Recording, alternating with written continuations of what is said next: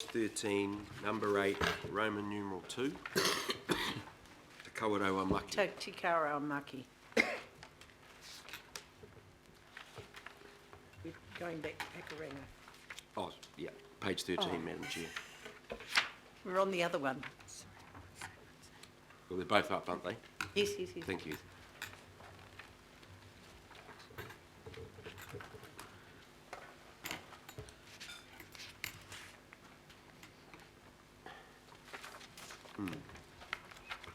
Long answer, Madam Chair.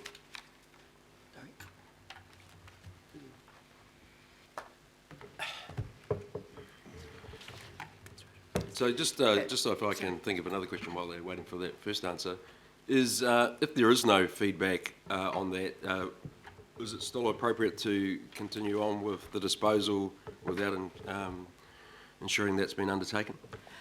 My understanding is there is no first right of refusal obligation in respect of this property, and there's been no additional feedback received. So the issue, it's not raised about first right of refusal though, is it? It says, Te kawerau maki notified general cultural significance in the site. Representatives initially sought to meet with ACPL, but then advised they'd work directly with Te Waka Angamua. ACPL requested to be contacted following the outcome of any such discussions. So I guess my question is, what discussions occurred? What was understood from that? And if there's nothing happened and yet an issue has been raised about general cultural significance, are you still willing to continue to pursue the disposal without that information? The issue was raised, and my understanding is it was explored, and the iwi group were happy to proceed with this. Apologies for that. I was having a bit of trouble reading the attachments. The writing was a bit blurred, so okay. Sorry for the delay in that. My understanding is this has been worked through. We did have a meeting with the group, and they advised that we advised that we'd let them know of any outcomes, and if they're interested in purchasing the site, we'll work with them in respect of that. Okay, Madam Chair, it would be helpful for that information to be presented in the report, and it's just kept us up to date, so we know what's going on. Thank you. Councillor Cooper, you wanted to ask a question. What will the effect of changing the size available for sale have on possible return, given that I guess the size is an industrial area?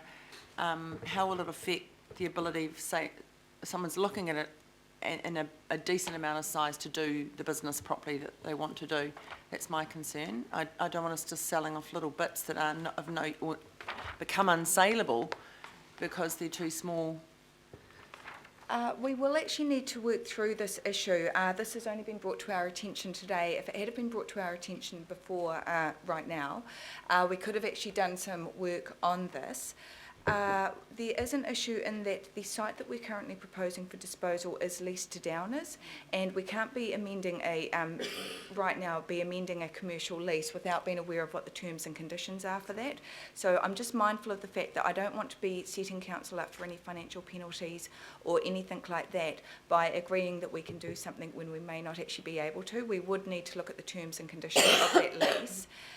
While that lease does have expiry conditions, I'm not sure if it can actually be reduced in size. So, Madam Chair, it's a huge risk to do that then?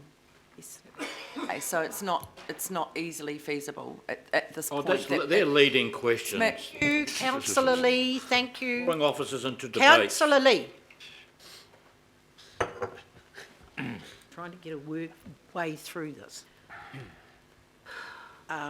Because it has been around for a long time. So I guess the question's answered because it was obviously very threatening to Councillor Lee, so it must be true. Councillor Cooper. Thank you. You know you're there when someone does that. Thank you, Councillor Cooper. Give us It's a little bit provocative. Now, can we find an elegant way through this? I was just wondering if we could put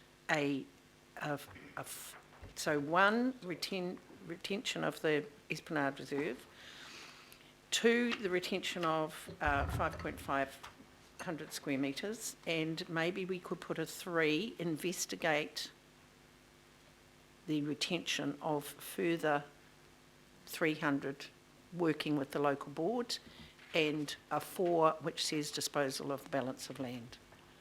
Madam Chair, with that, could you, because the thing is, it's going to be Councillor conditional. Councillor Cooper, I'm quite happy to move that if you don't want to. Well, I've already moved it. Yes, but if you comfortable don't still, like the Madam Chair. I'm change, comfortable. I'm not actually telling you, I'm just asking, Madam Chair, to add. I'm trying to get through this. I'm not, it's not, I'm trying to be helpful, Madam Chair, because the thing is, it will be conditional on whether you can change the leases with Downers. And that's why So we when you say investigate. work with the local board, I think we need to work with Downers is the real crucial Well, thing here. just investigate the retention of a further, and it doesn't matter who you talk to. You happy with that? As a second, Madam Chair, I'm happy with that because, as you Okay. said, it's only investigating. So, yep. Right, you happy with that, councillor Cooper? I am, Madam Chair, I Okay, didn't say I right, wasn't. Thank you. Madam Chair, if we could just make 3, investigate the retention of a further 300 square metres. Yes, we'll, Square we'll metres. make that We'll- square. We'll do when we a get back to the square. office. We'll do a square there somewhere. Oh, look at that. All right, okay. Well done. I think we've reached an elegant solution that helps everybody. Okay, so it's been moved and seconded. All those in favour? Aye. Carried. Thank you very much. Thank you, Madam Chair. Thank you. Thank you, Madam Chair, councillors. Right on. Did that count, George? But he's got the right to say no if he wants to. Right. Right. If he does that stuff, he needs to get stung for it. So every time he does things, I get. Yeah, but we're not technical, but I'm good. How about you? Right. People like that get away with it all the time. Just staff and everything. He's taking me to a meeting tonight.